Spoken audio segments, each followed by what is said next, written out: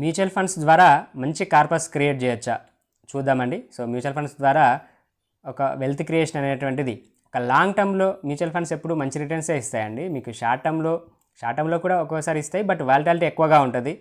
మీరు long term అంటే 10 years above నేను ఇన్వెస్ట్ చేస్తా అనుకుంటే మ్యూచువల్ ఫండ్స్ మంచి రిటర్న్సే ఇస్తాయండి.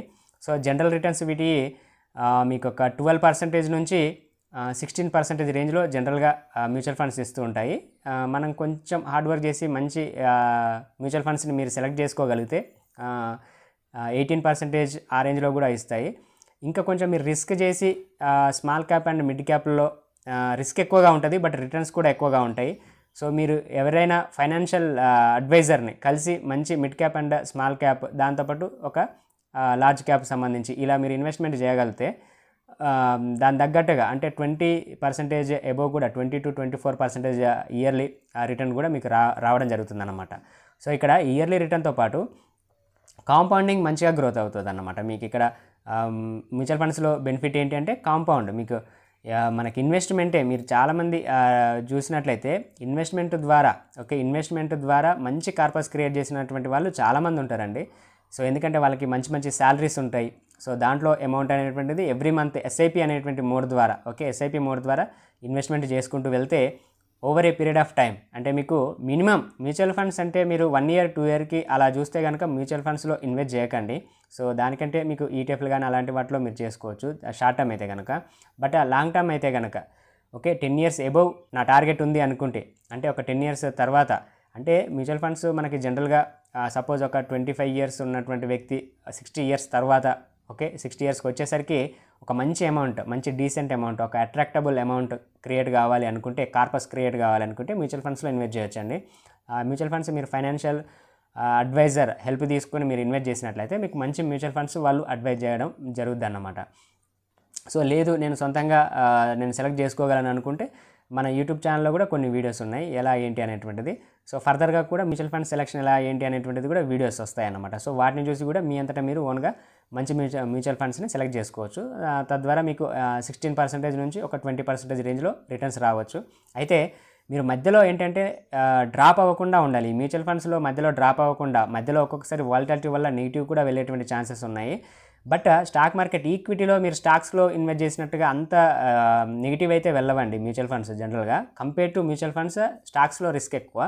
మ్యూచువల్ ఫండ్స్ మాత్రం ఎందుకంటే దానికి ఒక ఫండ్ మేనేజర్ ఉండి క్యాపబిలిటీ ఉన్నటువంటి ఒక ఫండ్ మేనేజర్ ఉండి తను ఏ స్టాక్లో ఇన్వెస్ట్ చేయాలి ఏంటి అనేటువంటిది తను చూసుకుంటాడు కాబట్టి మేనేజ్ చేసుకుంటాడు కాబట్టి ఇక్కడ మనకి చేయాల్సింది ఏం లేదు. జస్ట్ మనం ఒక ఎస్ఐపి ద్వారా ఒక డేట్ సెలెక్ట్ చేసుకుంటే దానికి ఆ టైంకి అది అమౌంట్ అనేటువంటిది కట్ అవుతుంటుంది. వెల్త్ క్రియేషన్ అనేటువంటిది మ్యూచువల్ ఫండ్స్లో మంచి కార్పస్ అయితే క్రియేట్ చేయొచ్చు. అలా క్రియేట్ చేసిన వాళ్ళు చాలామంది ఉన్నారు. చాలామంది మ్యూచువల్ ఫండ్స్ ఇప్పుడు రీసెంట్ డేస్ అయితే చాలామందికి అవేర్నెస్ వచ్చింది మ్యూచువల్ ఫండ్స్ గురించి. అంతకుముందు తెలియకపోతుండే, జస్ట్ ఫిక్స్డ్ డిపాజిట్ కింద బ్యాంకులో వేసుకోవడం అలా చేసేది ఇప్పుడు చాలామందికి అవేర్నెస్ వచ్చింది. వాటి ద్వారా చాలా తక్కువ రిటర్న్ ఉంటుంది అనేటువంటి విషయం అర్థమవుతుంది చాలామందికి. సో మ్యూచువల్ ఫండ్స్ అనేటువంటి చాలా లేటెస్ట్గా న్యూస్ కూడా వినే ఉంటారు. మ్యూచువల్ ఫండ్స్ యొక్క ఇన్వెస్ట్మెంట్ అనేటువంటి చాలా పెరుగుతున్నాయి. సిప్ అమౌంట్ ఎస్ఐపి అంటాం కదా, సో అది పెరుగుతుందనేసి మీరు న్యూస్లో వినే ఉంటారు. కాబట్టి మనకు మ్యూచువల్ ఫండ్స్ మంచి రిటర్నే ఇస్తాయి. కాకపోతే మీకు ఒక 20 years 30 years ఆ రేంజ్లో ఉండాలండి. సో ఈ ఇయర్స్ చెప్పగానే చాలామంది డిసప్పాయింట్ అవుతారండి. 30 years అప్పటి వరకు మనం ఉంటామో ఉండమో తెలియదు అనేసి అనుకుంటుంటారు. సో దాని ప్లాన్ ఎలా ఉండాలంటే 25-30 years అప్పుడు అంటే అప్పుడే జాబ్ చేయడము, లేదంటే 2-3 years జాబ్ చేస్తున్నారు, ఎక్కువ కాలం కాలేదు ఇంకా.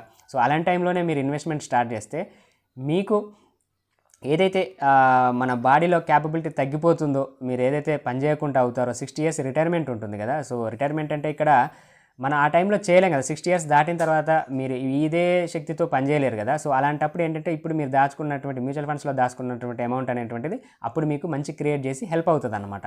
సో ఓకేనా. అదే మ్యూచువల్ ఫండ్స్ని మీరు ఎందులో మామూలు ఏం చేయాలి ఆ కార్పస్ అనేటువంటిది కూడా మళ్ళీ వేరే మెథడ్ ఉంటుందండి. సో దాన్ని మంచిగా దాంట్లో వచ్చేటువంటి మనకు సిస్టమేటిక్ విత్డ్రాయల్ ప్లాన్ అనేటువంటి ఒక మెథడ్ ద్వారా అదే మ్యూచువల్ ఫండ్స్ కార్పస్ క్రియేట్ అయిన తర్వాత మీకు సపోజ్ ఒక 5 crores 10 crores అలా కార్పస్ క్రియేట్ అయింది. అదే అమౌంట్ని ఎస్డబ్ల్యూపీ సిస్టమేటిక్ విత్డ్రాయల్ ప్లాన్ ద్వారా పెట్టేసుకొని సమ్ అమౌంట్ నెలకి మీరు మీ అకౌంట్లోకి పడేటట్టు ఉంటే అదే అమౌంట్తో మీరు బతికేయచ్చు అన్నమాట. మీరు ఉన్నటువంటి అసలు అమౌంట్ మీద అయితే ఆ 10 crore ఉందో అది ఎప్పటికీ అలాగే ఉంటూనే ఉంటుంటుంది అన్నమాట. ఎందుకంటే మీరు తీసేటువంటి అమౌంట్ చిన్నది ఉంటుంది, మీ కార్పస్ ఎక్కువగా ఉంటుంది కాబట్టి మీరు లైఫ్ టైం అలాగే లైఫ్ టైం తర్వాత మీ పిల్లలకు కూడా పనికొస్తుంది అది. ఓకేనా? సో అలా కూడా ఉండొచ్చు అనమాట. కాకపోతే ప్రాపర్ ప్లానింగ్లో ఎంత ఇన్వెస్ట్ చేస్తే ఎంత ఏంటి అనేటువంటిది ప్రాపర్ ప్లానింగ్లో వెళ్ళాలి దాంట్లో కూడా. ఓకేనా? సో ఇది ఇంపార్టెంట్ అండి. మ్యూచువల్ ఫండ్స్ మీరు అదొక మెథడ్ రిటైర్మెంట్ కోసం. నెక్స్ట్ పిల్లల కోసం ఆలోచిస్తున్నారు అనుకోండి, మీ పిల్లల కోసం, మీ పిల్లల భవిష్యత్తు కోసం. ఓకే, సో ఇప్పుడు స్టార్ట్ చేశారు, మీ పిల్లలు ఇప్పుడిప్పుడే అంటే ఒక 2-3 ఇయర్స్ 5 ఇయర్స్ లోపు ఉన్నారనుకోండి, ఇప్పుడే స్టార్ట్ చేశారనుకోండి, వాళ్ళకి 25-30 ఇయర్స్ వచ్చే వరకు, అంటే ఇంకొక 25 ఇయర్స్ 30 ఇయర్స్ టైం ఉంటుంది మీ దగ్గర. సో అప్పటి వరకు వాళ్ళకి హెల్ప్ అవ్వాలనుకుంటే, ఓకే, వాళ్ళు ఏదైనా మంచి బిజినెస్ స్టార్ట్ చేయాలనుకున్నా, వాళ్ళ ఎడ్యుకేషన్కి కావాలనుకున్నా, ఓకే, ఆడపిల్లలు ఉంటే ఏమైనా మ్యారేజ్ ఖర్చులకు కావాలనుకున్నా, సో ఇలాంటి వాటన్నిటికి కూడా ఇది మ్యూచువల్ ఫండ్స్లో మీరు ఇప్పటి నుంచే స్టార్ట్ చేస్తే కనుక ఇన్వెస్ట్ స్టార్ట్ చేస్తే మంచి రిటర్న్సే ఉంటుందన్నమాట. కాకపోతే ఇక్కడ ఏంటంటే mutual funds are subject to market risk, దీంట్లో రిస్క్ ఉంటుంది. మీరు కాకపోతే ఈక్విటీ మార్కెట్లో, స్టాక్ మార్కెట్లో ఇన్వెస్ట్ చేసినంత రిస్క్ అయితే ఇందులో ఉండదు. అలాగే రిటర్న్స్ దానంతగా ఉండవు. ఓకే, మార్కెట్లో అక్కడ 40-60% రిటర్న్ చెప్పాం కదా స్టాక్ మార్కెట్లో, ఇక్కడ మనకి 14% నుంచి ఒక 20-23% ఈ రేంజ్లోనే రావడానికి ఛాన్స్ ఉందన్నమాట. అది డిపెండ్ ఆన్ మీ ఫండ్, ఏ ఫండ్లో మీరు ఇన్వెస్ట్ చేస్తున్నారనే దాన్ని బట్టి. ఒక మంచి ఫైనాన్షియల్ అడ్వైజ్ని కలిసి మీరు సిప్ స్టార్ట్ చేసుకుంటే మీకు బెటర్. ఓకేనా? సో ఇది మీ పర్సనల్ రిస్క్ అండి. ఓకేనా? సో అది కంప్లీట్గా అది మీ ఇష్టం. అది ఇక్కడ మీకు ఇన్ఫర్మేషన్ ఇవ్వడం మాత్రమే నా బాధ్యత. సో అది మీ ఇష్టం, దాంట్లో ఇన్వెస్ట్ చేయాలా ఇన్వెస్ట్ చేయకూడదు అనేటువంటిది కంప్లీట్గా అది మీ పర్సనల్ ఓన్ రిస్క్ పైన డిపెండ్ అయి ఉంటుంది. ఓకేనా? Thank you. కొంతమంది మ్యూచువల్ ఫండ్స్లో ఇన్వెస్ట్ చేయాలనుకుంటున్నాను, ఎప్పుడు స్టార్ట్ చేయమంటారు అని అడుగుతున్నారనమాట. సో ఎప్పుడు స్టార్ట్ చేయాలి అంటే కనుక ఇందులో మీకు లంసమ్ ఎస్ఐపి రెండు ఉంటాయి కదా. మీరు ఎస్ఐపిలో ఇన్వెస్ట్ చేయాలనుకుంటే కనుక రైట్ నౌ, ఓకే, మీకు నిజంగా మ్యూచువల్ ఫండ్స్లో ఇంట్రెస్ట్ ఉంటే, ఓకే, రైట్ నౌ అంటే ఇప్పుడే స్టార్ట్ చేయడం బెటర్ అన్నమాట. సో ఎవ్రీ మంత్ మీకు, ఎందుకంటే మ్యూచువల్ ఫండ్స్లో మనకి ఎంత త్వరగా మీరు ఎంత ఇన్వెస్ట్మెంట్ చేస్తున్నారని కాకుండా దానికన్నా కూడా ఇంపార్టెంట్ ఏంటి అంటే ఇన్వెస్ట్మెంట్ ఎంత చేస్తున్నారనే దానికన్నా కూడా ఎప్పటి నుంచి, ఎన్ని సంవత్సరాల నుంచి ఇన్వెస్ట్మెంట్ చేస్తున్నారనేటువంటిది చాలా ఇంపార్టెంట్ అన్నమాట. సో ఎంత ఎర్లీగా ఇన్వెస్ట్మెంట్ స్టార్ట్ చేస్తే మీకు వచ్చేటువంటి రిటర్న్స్ అంత ఎక్కువగా ఉంటాయి. అంటే మనం ఇన్వెస్ట్మెంట్ చేసేటువంటి ఆ పీరియడ్ అనేటువంటిది చాలా ఎక్కువగా ఉండాలన్నమాట. 20 ఇయర్స్ 25 ఇయర్స్ 30 ఇయర్స్ అలా ఎంత ఎక్కువగా ఉంటే మీకు రిటర్న్స్ అంత ఎక్కువగా ఉంటాయి. అంటే ఎంత త్వరగా ఇన్వెస్ట్మెంట్ స్టార్ట్ చేస్తే అంత బెటర్ అన్నమాట. సో ఎంత ఇన్వెస్ట్ చేయాలనేటువంటిది అది ఇక మీకు చాలా మెథడ్స్ ఉంటాయి దాన్ని అర్థం చేసుకోవడానికి.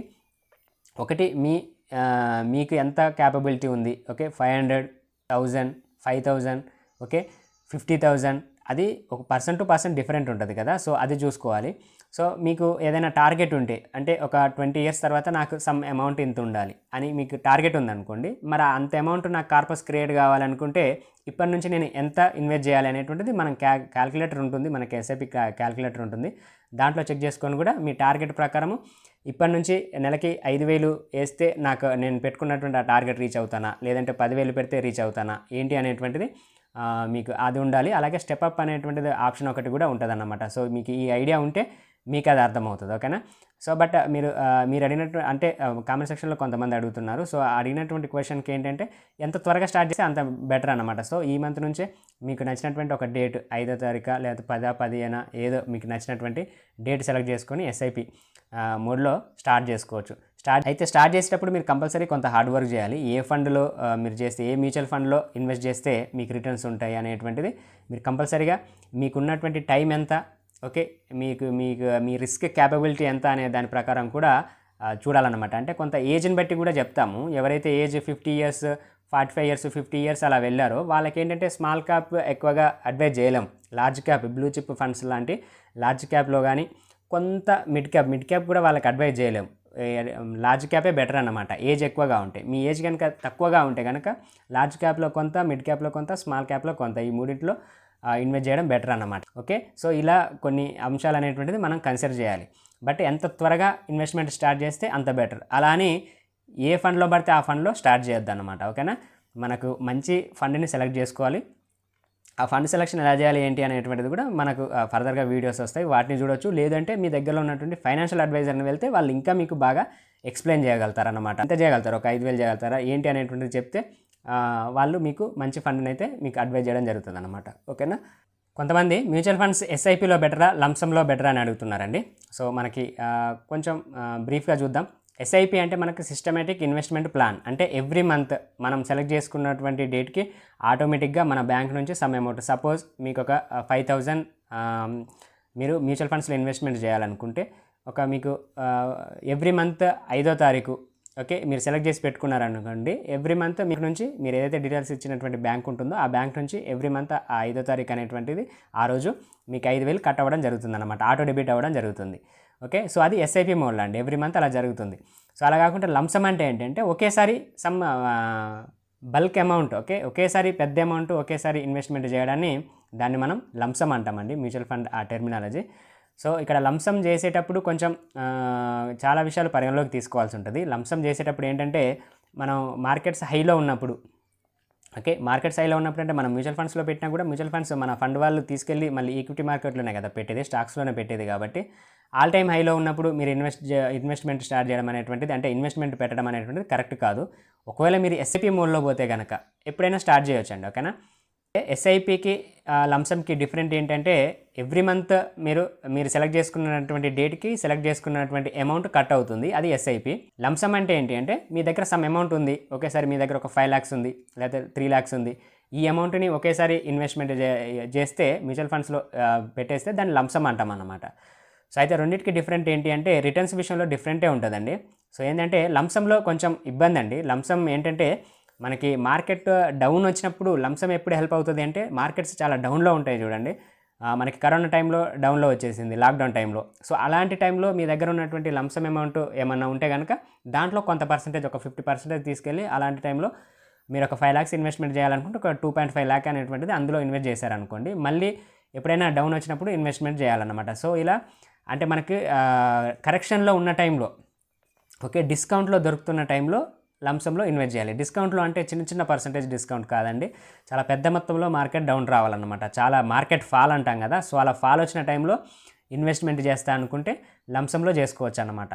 సో అలా కాకుండా అయితే కనుక ఎస్ఐపి బెటర్ అన్నమాట. సో మీరు స్టార్ట్ చేయాలనుకుంటే ఎస్ఐపి బెటర్. సో మార్కెట్ హైలో ఉన్నా ఎక్కడున్నా కూడా ఎస్ఐపిలో చేస్తే ప్రాబ్లం ఉండదు, ఎందుకంటే ఈసారి హైలో ఉన్నా కూడా నెక్స్ట్ మంత్ అక్కడే ఉండాలని ఏం లేదు కదా, కరెక్షన్ రావచ్చు.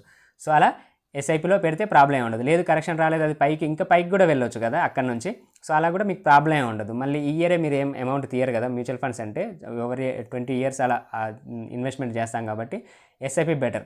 సో ఇక్కడ కన్క్లూజన్ వచ్చేసరికి రెండిట్లో యావరేజ్గా మీరు ఏది కన్క్లూజన్ ఎలా చెప్తారు, దేనికి ప్రియారిటీ ఇస్తారు అంటే కనుక ఎస్ఐపినే ప్రియారిటీ ఇవ్వడం జరుగుతుందండి. ఓకే, నా సజెషన్ అయితే ఎస్ఐపి.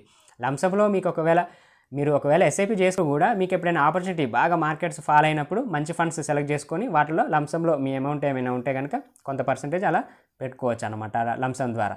సో బట్ ఓన్లీ నేను ఎస్ఐపి చేయకుండా ఓన్లీ లంసం చేస్తా అంటే ఇదైతే అంత పర్ఫెక్ట్ డెసిషన్ అయితే కాదండి. సో మనకి లంసంలో కన్నా ఎస్ఐపిలోనే మంచి రిటర్న్స్ వస్తాయి. ఓకే, సో ఇది ఈ వీడియో మీకు హెల్ప్ఫుల్ అనిపిస్తే డెఫినెట్గా లైక్ చేసి షేర్ చేయండి. Thank you.